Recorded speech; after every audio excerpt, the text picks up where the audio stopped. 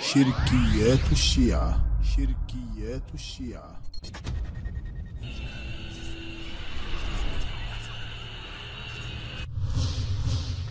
ما هذه الليالي والأيام يا أمير المؤمنين ولم سميت بالقدر؟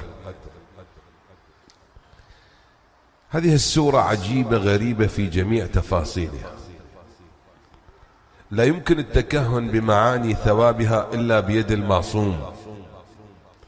تلك الكف التي تسع السماوات والأراضين، تلك الكف التي تسع السماوات والأراضين، بل إن الوجود كله في قبضته والأرض جميعا قبضته.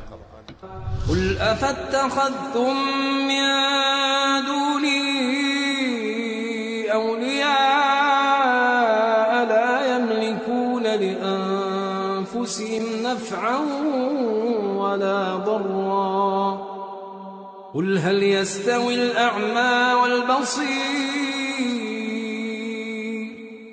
أم هل تستوي الظلمات والنور